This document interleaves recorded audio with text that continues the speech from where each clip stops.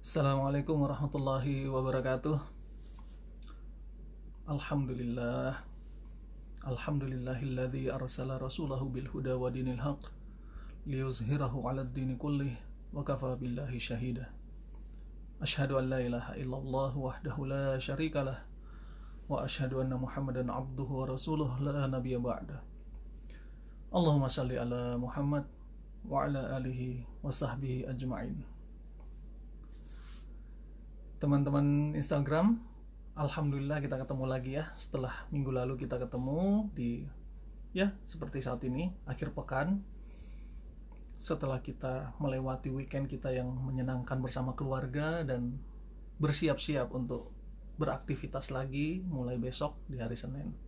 Nah, ada baiknya kalau kita sama-sama kembali menggali lagi seperti yang minggu lalu saya katakan, bahwa syariat dapat dan mampu menjawab tantangan zaman.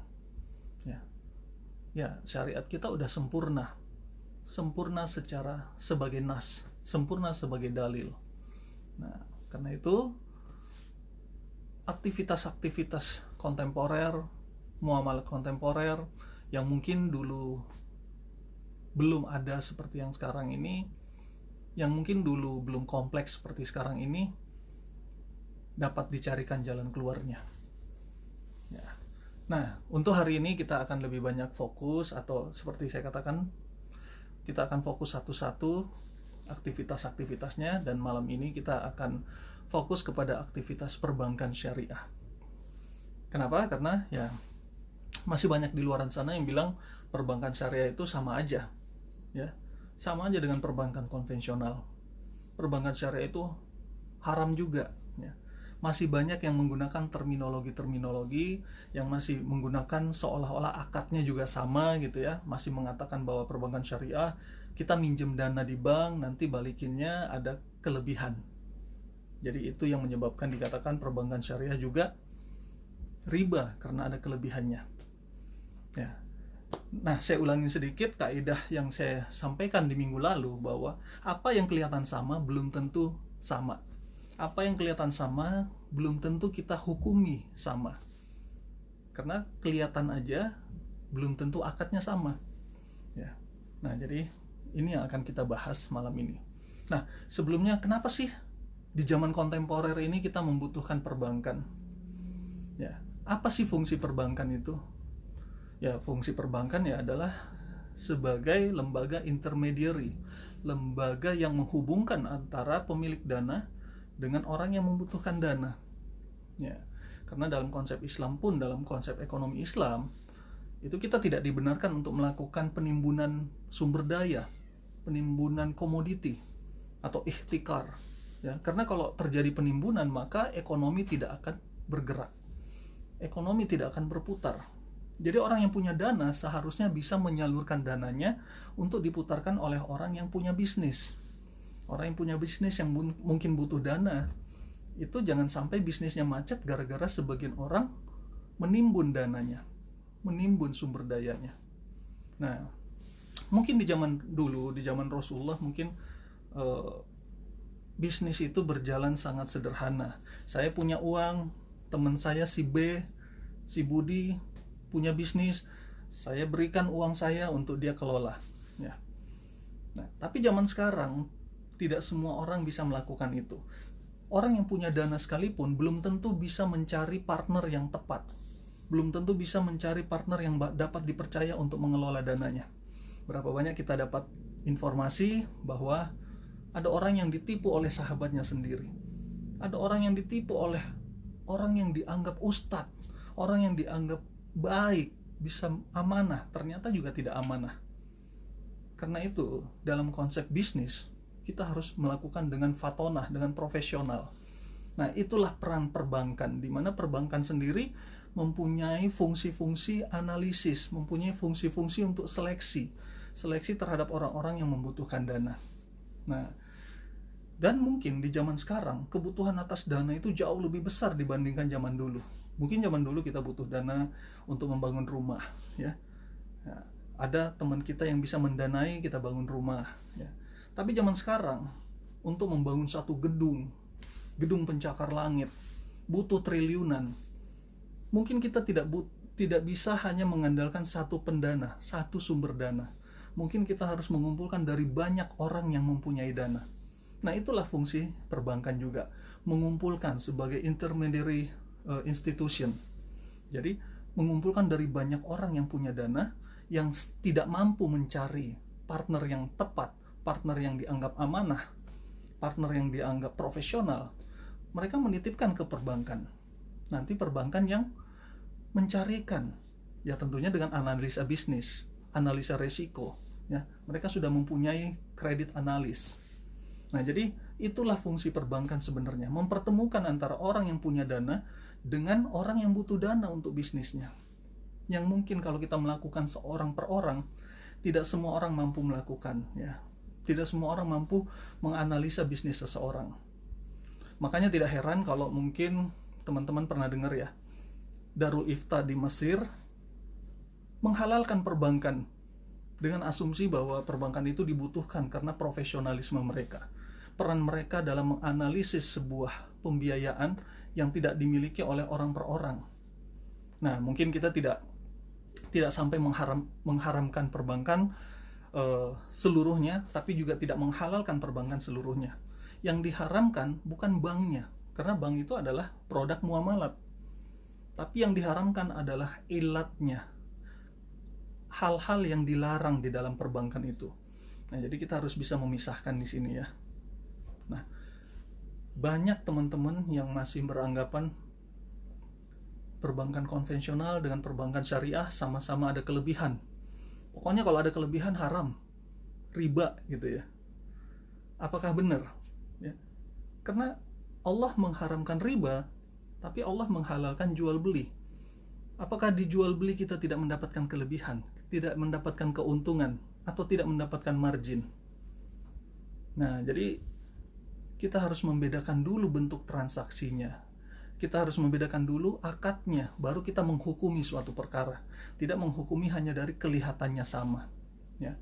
Nah, jadi sering sekali saya dengar, bahkan ustadz yang mengatakan, bank syariah itu sama aja dengan konvensional, sama-sama ada kelebihannya. Di sini sudah keliru ya. Kelebihannya dalam bentuk apa? Apakah akadnya tolong-menolong seperti pinjam-meminjam? Itu tidak boleh ada kelebihan. Atau akadnya tijaroh, akad yang berbisnis, pembiayaan, yang boleh memberikan kelebihan, yang boleh memberikan keuntungan. Nah, jadi sangat tidak tepat kalau hanya melihat dari kesamaannya ada kelebihan lalu kita menghukumi sama-sama haram. Apalagi kita juga sering mendengar bahwa sebagian ustadz mengatakan, bank syariah juga ada dendanya. Denda itu riba. Denda itu adalah tambahan manfaat yang didapatkan oleh si pemberi pinjaman. Ya. Oke, kita lihat. Dalam konsep perbankan syariah memang benar ada denda, atau kita namakan denda karena memang kita udah familiar dengan terminologi denda ya, atau dalam konsep ekonomi syariahnya namanya takzir, hukuman, sanksi. Nah, tapi teman-teman harus tahu ya, bahwa yang namanya takzir ini bukan manfaat tambahan yang didapatkan atau dinikmati oleh perbankan syariah, karena dana-dana dari takzir ini tidak boleh masuk ke dalam pendapatan ya. Jadi dalam pencatatan di pembukuan perbankan syariah, dana-dana denda atau takzir ini adalah dana non halal yang tidak boleh dimasukkan ke dalam pendapatan perbankan. Dana ini nanti digunakan untuk apa? Untuk qardul hasan, untuk bantuan, untuk CSR dan lain-lain. Nah, jadi dana ini juga bukan menjadi manfaat tambahan. Ya, jadi tidak tepat kalau kita katakan ini riba. Kenapa dibutuhkan takzir? Kenapa dibutuhkan denda?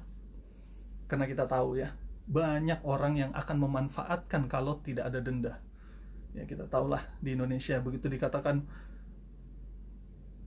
pembiayaan di bank syariah ini tidak ada denda, akan sangat banyak yang macet. Takzir dibolehkan atau tidak? Sanksi dibolehkan atau tidak? Diperbolehkan. Karena dalam sebuah hadis dikatakan orang-orang yang tidak mau dengan sengaja membayar kewajibannya, ya, dengan sengaja tidak mau membayar kewajibannya, maka hartanya boleh dirampas dan dipermalukan harga dirinya. Nah, itulah kekuatan dari syariah, bahwa kita mengatur bagaimana kita menolong orang, tapi bagi orang yang juga kelewatan, orang yang dengan sengaja tidak mau membayar kewajibannya, itu bisa diberi sanksi yang tegas, dirampas hartanya dan dipermalukan harga dirinya. Jadi sayang banget kalau ada ustadz yang bilang asuransi syariah itu haram, ya, ustadz yang bukan dikatakan mu'alaf lagi karena beliau udah sangat lama mu'alaf ya, tapi sangat berjasa, banyak banget jasanya, membuat banyak orang yang sadar dan menjadi mu'alaf yang masuk ke dalam Islam. Tapi beliau mungkin sedikit offside pada saat membicarakan tentang ekonomi syariah. Dengan berapi-apinya beliau mengatakan, udahlah, kita nggak usah pakai bank syariah. Bank syariah itu haram juga, riba juga. Mau coba, kata dia, ya, mau coba ambil pinjaman di bank syariah, terus tidak usah bayar cicilannya 3 bulan. Nah, sangat disayangkan. Apakah seorang ustadz akan menganjurkan orang untuk tidak menjalankan amanahnya, untuk tidak membayar kewajibannya dengan sengaja? Padahal, seperti tadi, ada hadis yang mengancam orang yang untuk tidak mau membayar kewajibannya dengan sengaja, dapat diberi hukuman dengan perampasan harta dan dipermalukan harga dirinya. Nah, jadi mungkin banyak ustadz kita yang semangatnya baik, semangatnya untuk syiar baik, tapi akhirnya offside. Ya. Nah, kemudian apakah konsep yang dijalankan dalam perbankan syariah itu memang sesuai syariah?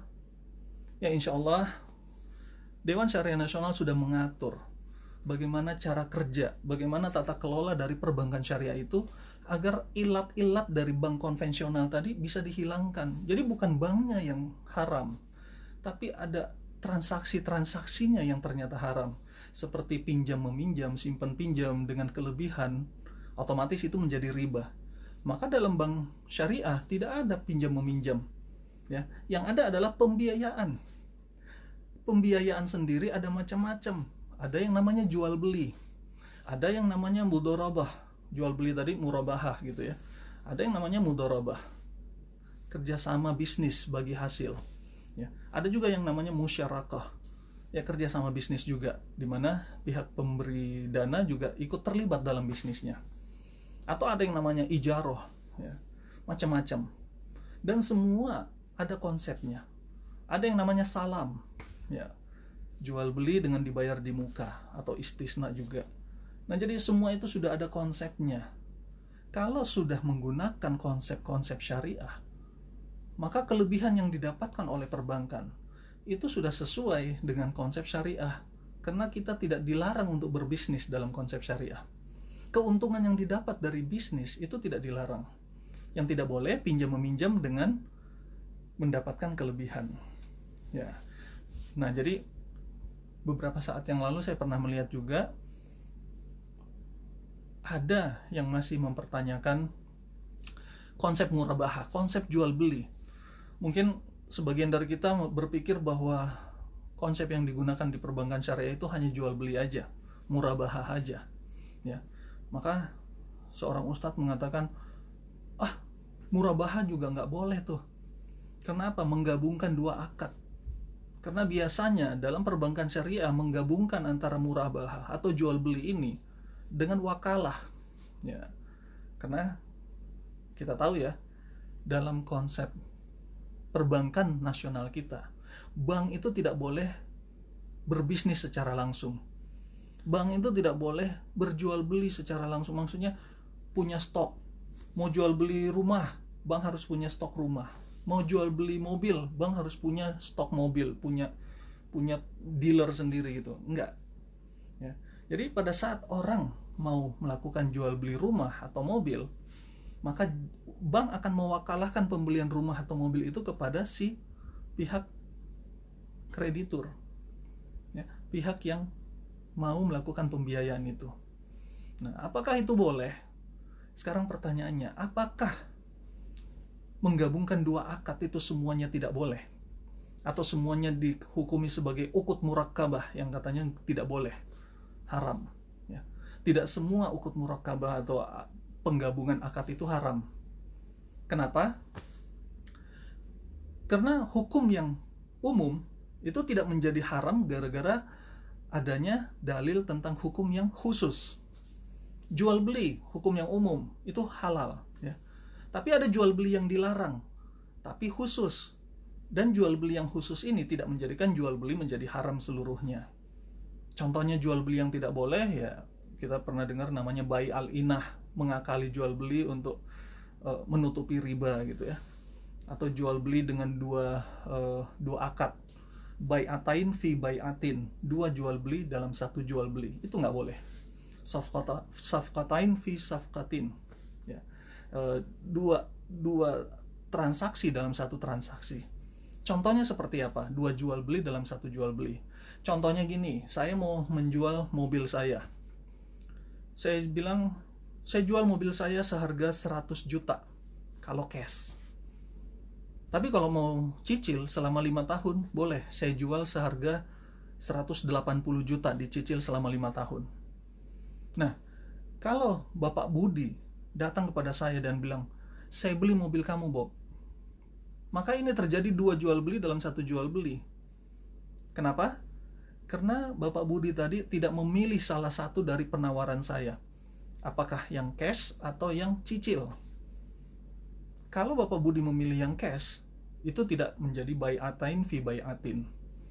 Kalau Bapak Budi tadi memilih yang cicil selama 5 tahun, itu juga tidak terjadi bai'atain fi bai'atin. Jadi itu diperbolehkan kalau dia memilih salah satu penawaran. Tapi kalau hanya bilang, saya beli mobil kamu, Bob, maka itu terjadi bai'atain fi bai'atin, dua jual beli dalam satu jual beli. Itu yang tidak diperbolehkan. Terus jual beli apa lagi yang dilarang? Menggabungkan bai wasalaf, jual beli dengan hutang piutang. Kenapa? Seseorang yang punya hutang piutang tidak mempunyai bargaining power yang sama kuat. Akhirnya dia akan mendapatkan kezoliman, ya. Jadi tidak boleh kita berjual beli dengan orang yang punya kaitan hutang piutang dengan kita. Menggabungkan. Nah, itu yang dilarang. Sedangkan kalau kita menjual jual beli terus kita mewakalahkan untuk beli barangnya kepada orang yang jual beli tadi, itu tidak apa-apa karena tidak ada larangannya. Kembali dalam hukum muamalat, ya. Semuanya boleh kecuali ada larangannya. Selama tidak ada larangannya maka diperbolehkan. Nah, jadi tidak semua ukut murakabah atau penggabungan akad itu menjadi haram. Yang haram adalah yang khusus. Yang haram adalah yang sudah disebutkan. Ya, tadi bai al-inah, bai wasalaf, bai'atain fi bai'atin, itu tidak boleh. Kenapa perbankan syariah menggunakan konsep wakalah, mewakilkan? Ya, teman-teman harus tahu. Kalau tidak digunakan konsep itu, maka perbankan syariah tidak mempunyai daya saing yang sama dengan perbankan konvensional. Akan terjadi double tax, double perpajakan. Ya. Kenapa? Kalau kita menginginkan seperti yang dikatakan oleh para ustadz tadi bahwa kalau mau jual beli ya bank beli dulu rumahnya atau mobilnya. Setelah dibeli baru bank jual kepada orang yang mau membeli tadi. Maka akan terjadi 2 kali pajak pada saat bank membeli mobil pertama kali ke dealer. Ya. Maka dia akan bayar pajak jual beli. Kemudian bank menjual kembali kepada orang yang mau membeli tadi, terjadi lagi pajak. Kira-kira dengan konsep seperti itu apakah perbankan syariah akan bisa bertumbuh, berkembang, punya daya saing? Ya. Nah, jadi kita harus bisa melihat apa sih penyebab dari terjadinya penggabungan akad jual beli antara bank syariah dengan nasabahnya tadi dengan wakalah, mewakilkan pembeliannya kepada si nasabah langsung. Toh itu juga tidak ada larangannya. Ya. Nah, jadi itulah beberapa hal yang mungkin kita harus mengetahui dulu di belakangnya. Prosesnya seperti apa sebelum kita buru-buru mengharamkan sesuatu. Nah, kemudian gara-gara terjadinya konsep jual beli yang katanya masih tidak diperbolehkan secara syariat tadi karena menggabungkan dengan wakalah, maka beberapa teman, beberapa ustadz itu mengatakan, saya pernah menemani teman saya yang mau melakukan pembiayaan ke bank syariah. Dan kalau kita bisa menunjukkan cara yang benar, bank syariah akan ngikutin kok cara kita. Cara apa yang mereka anggap benar?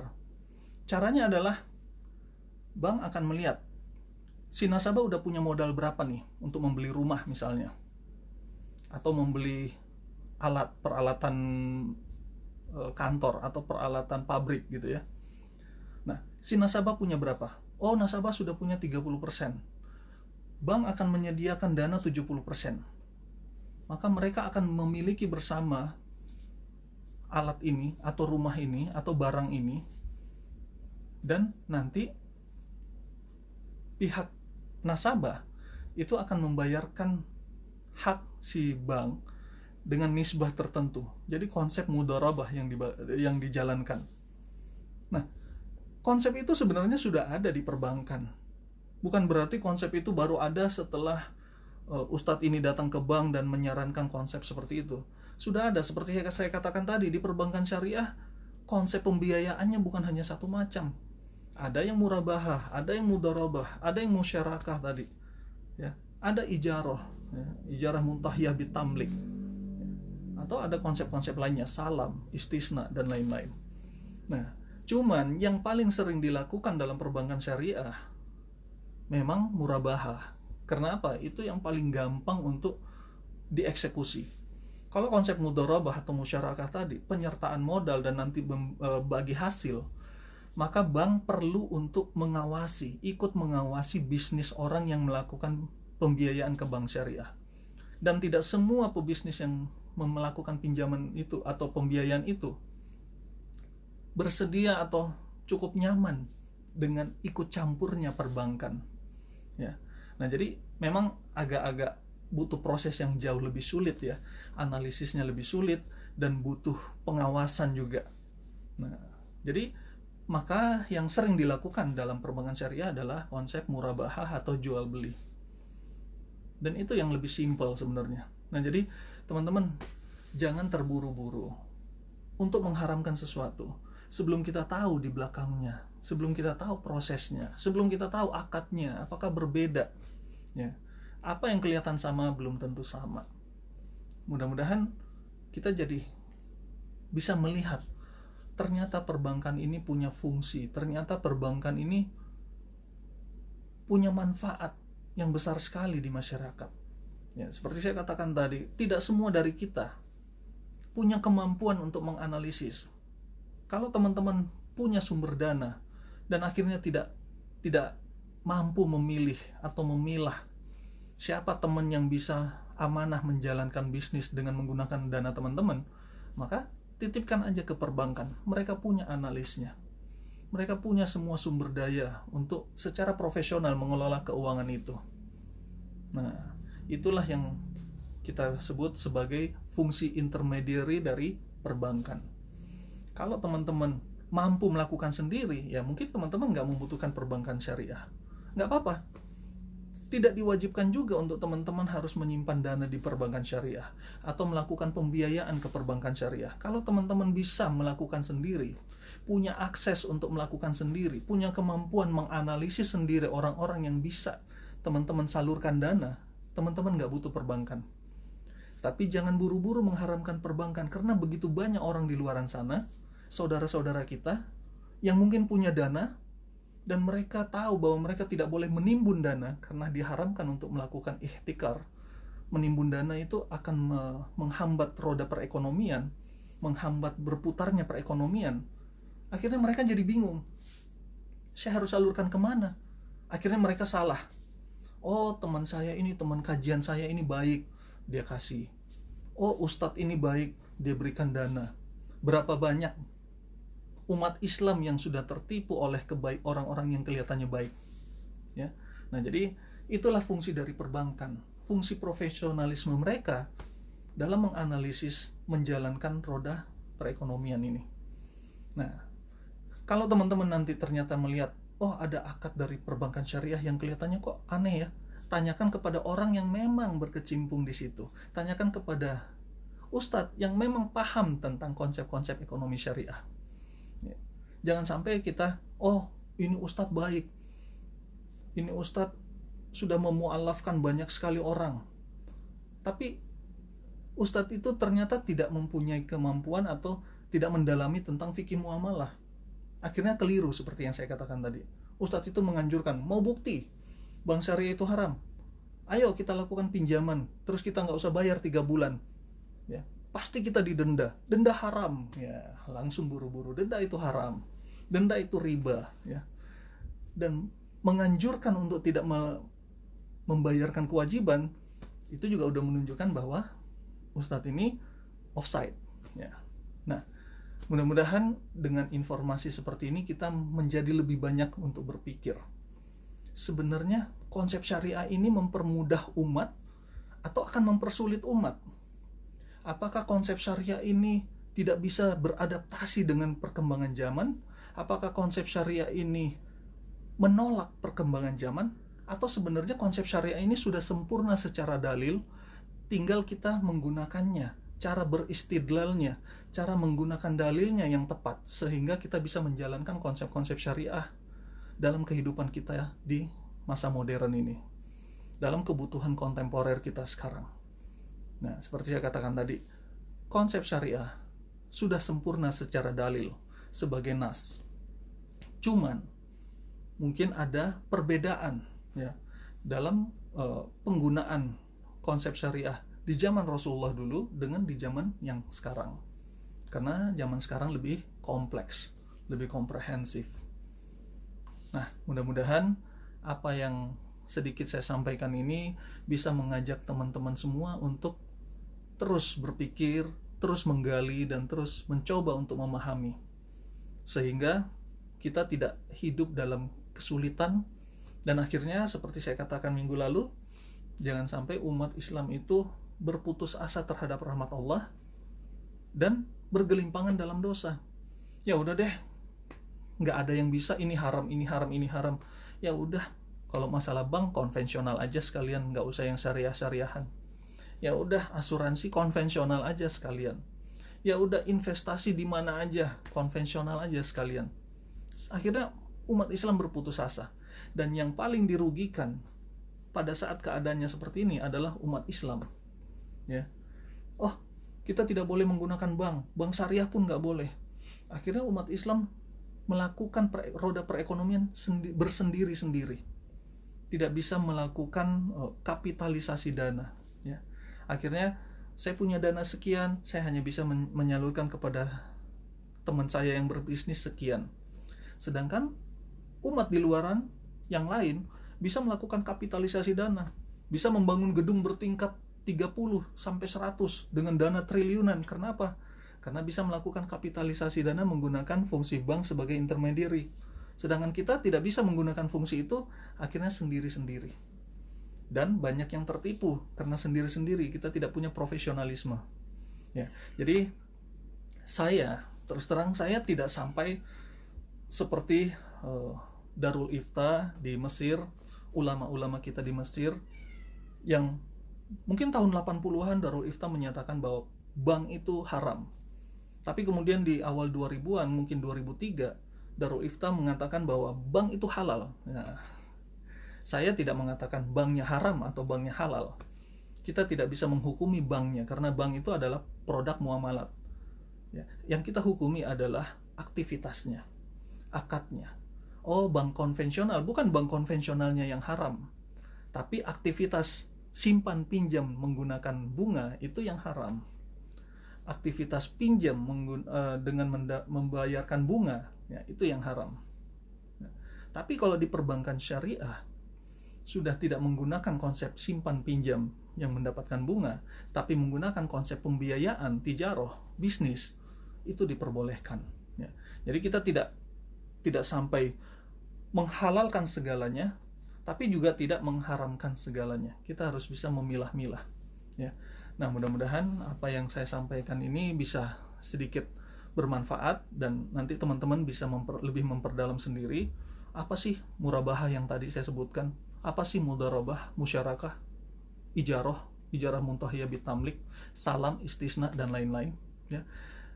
Insya Allah kalau kita sudah memahami konsep itu, maka kita tidak terburu-buru lagi untuk mengharamkan segala yang berbau bank. Ya. Ya, mudah-mudahan apa yang saya sampaikan ini bermanfaat, dan kalau ada salah kata itu kesalahan dari saya, dan kalau yang benar insya Allah itu adalah petunjuk dari Allah Subhanahu wa taala. Wabillahi taufik wal hidayah. Wassalamualaikum warahmatullahi wabarakatuh.